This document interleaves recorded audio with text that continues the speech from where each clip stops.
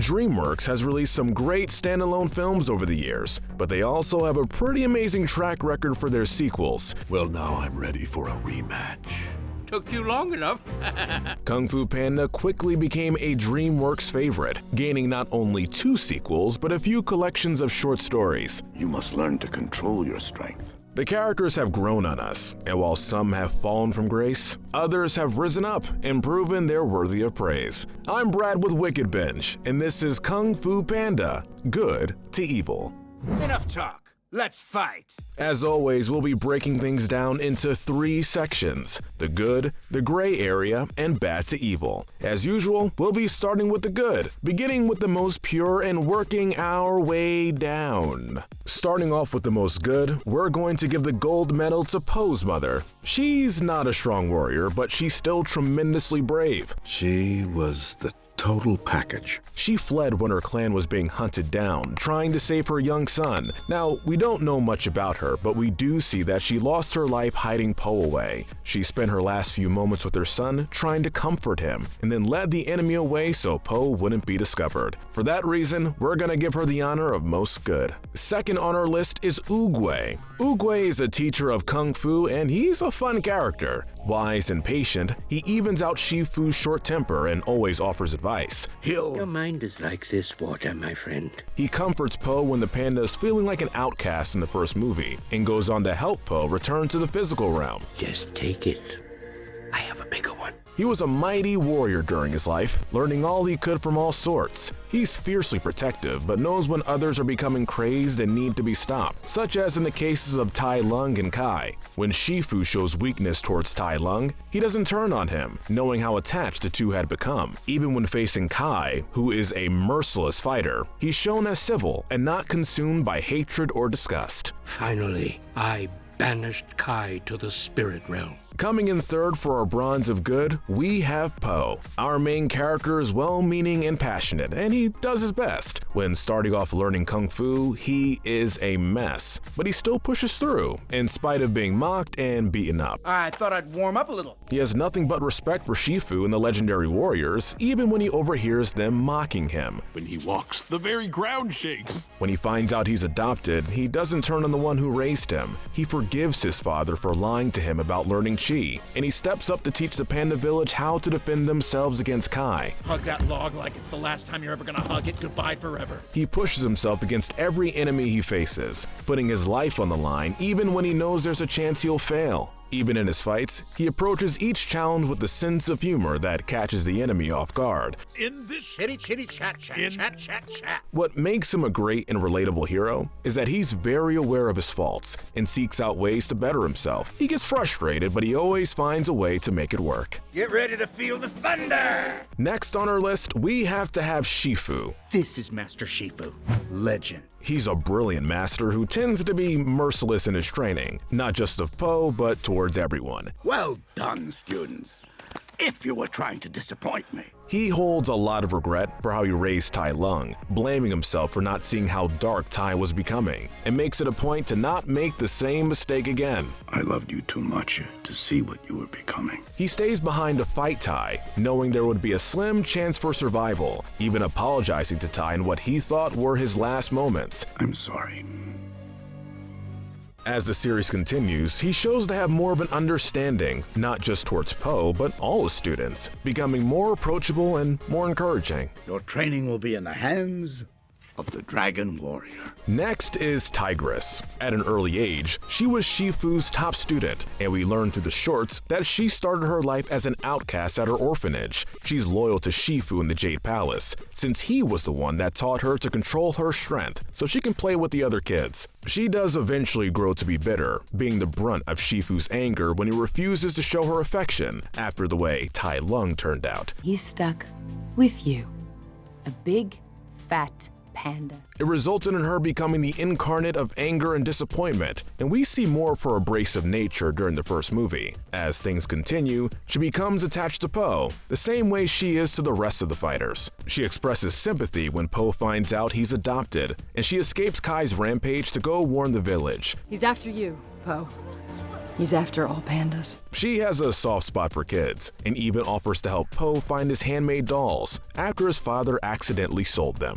Moving on to Viper. She's sweet, scolding, or hissing, rather at the other legendary fighters when they insult Po. The poor guy's just gonna get himself killed. She does take part in beating the stuffing from our favorite panda, but given her background and how she continues to treat him when not in training, it's easy to believe that she did genuinely think chasing Po away was for his safety. When we hear how she got into Kung Fu, we learn that she did so to protect her father. No one beats up my daddy. She had lived most of her life sheltered and learning to dance to make her family happy since she was born without venom. No venom. But took up the task of protecting her family when her village was attacked. There's also a hint in the closing credits of the first movie that she may like Po as more than a fellow fighter. But we won't open that can of worms. Mantis is next on our list. Mantis is the next fighter to officially warm up to Po when he helps him with his injuries. Wait!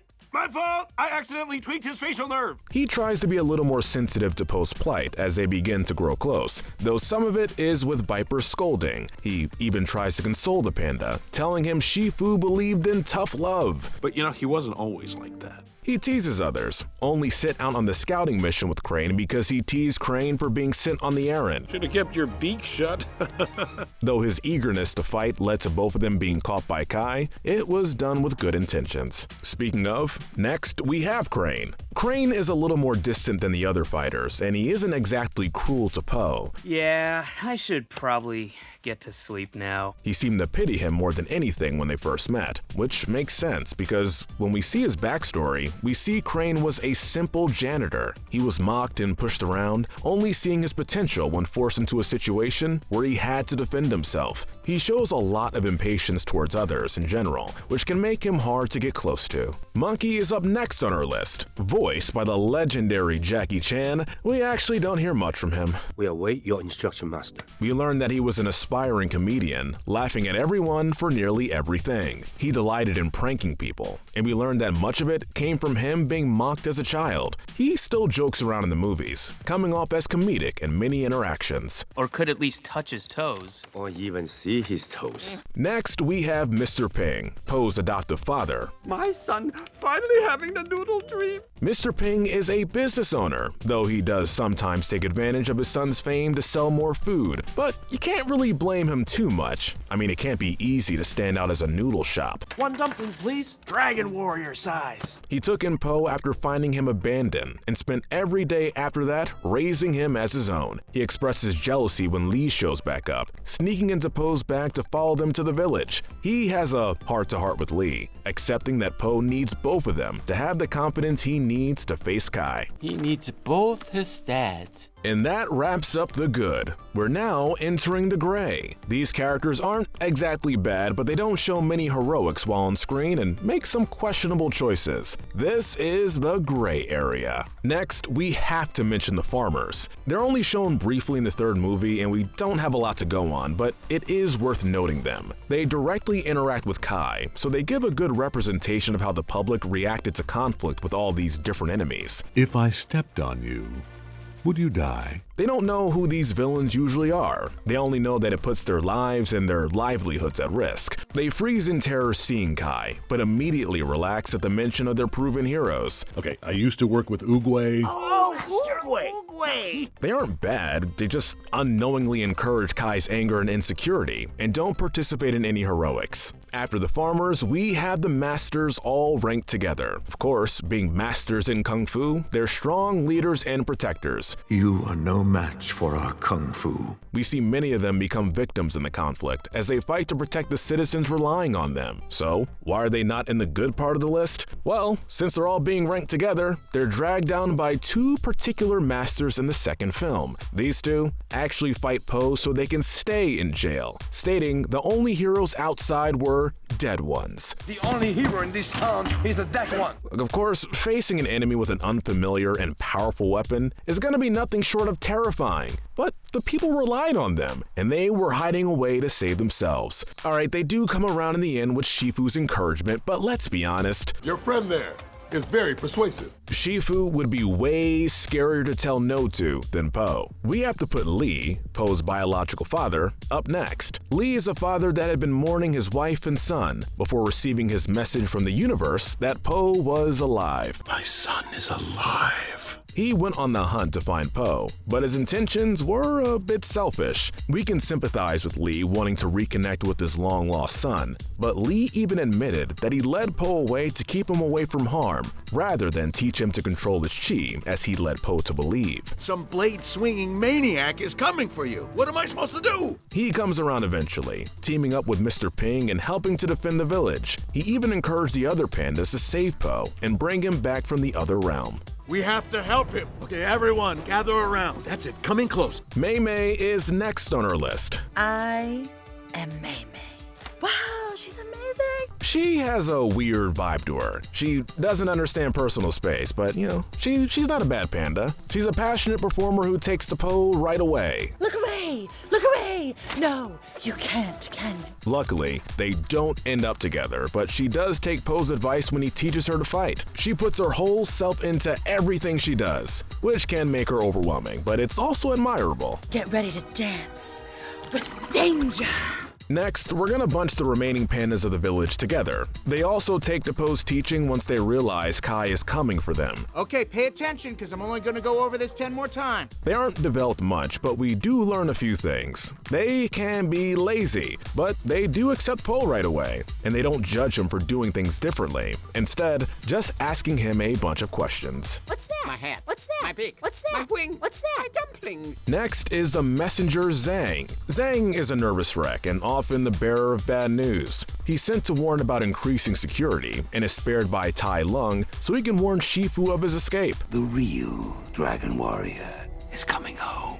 He doesn't do anything heroic, simply trying to do his job, and begs the commander to just follow Shifu's advice and keep a better eye on their prisoner. Speaking of, up next is Commander Vatcher, the head rhino of the prison in the first movie. You doubt my prison's security? Proud and pretty arrogant, he takes the opportunity to show off the measures the guards go through to keep Tai Lung in place. One way in, one way out.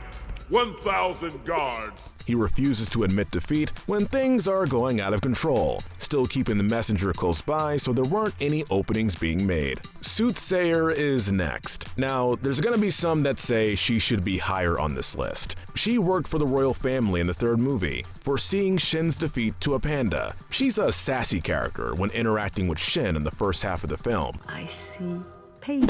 Ow! And anger. How dare you! As we get to know her, she shows to be sympathetic to Shin and tries to reach out to him. She attempts consoling him when he expresses his parents hated him, and then goes on to save Po. They loved you so much that having to send you away killed them. She understood that Shin had gotten to the point where he couldn't be redeemed, and showed wisdom helping Po instead. She stayed on the sidelines waiting for Shin's defeat for a large portion of the film, allowing him to get away with a lot. She was initially determined to help him give up his evil ways, and it wound up not helping Shin in the least. Why save me? So you can fulfill your destiny. Now we go to the most disgraceful and those that have committed the worst deeds. These are the bad and the evil. Now we have to mention them briefly. The wolves in the second movie have to be next. Working for Shin, they terrorize the villages to steal more metal for the master plot. Search the farthest villages. Find more metal! They carried out Shin's order of killing all the pandas in the land and show no concern over who else they hurt in the process. They're vicious and offer no mercy, relishing in being feared by everyone as they order the citizens to hand over food and whatever else they want. Either you cook my rice, or I cook you. Tai Lung takes the bronze medal of evil. I was beginning to think I'd been forgotten. He's a great villain to watch, so why is he ranked third? Because it's easy to see the internal conflict he goes through. He was raised by Shifu to think he was destined to be a great warrior, snapping when he felt he was denied the future he earned. Who denied me my destiny? He worked hard for his dream, only to be told that he wasn't good enough. See, that would be frustrating for anyone. But it doesn't justify attacking the village. He felt betrayed by Oogway and Shifu, but we see a moment of hesitation during his final confrontation with the creature who raised him. It was also heartbreaking to see his desperation and confusion when he didn't see anything in the scroll. It's nothing! He didn't want to accept Poe's explanation because it only validated that Oogway was right to deny him being the Dragon Warrior. You're bluffing.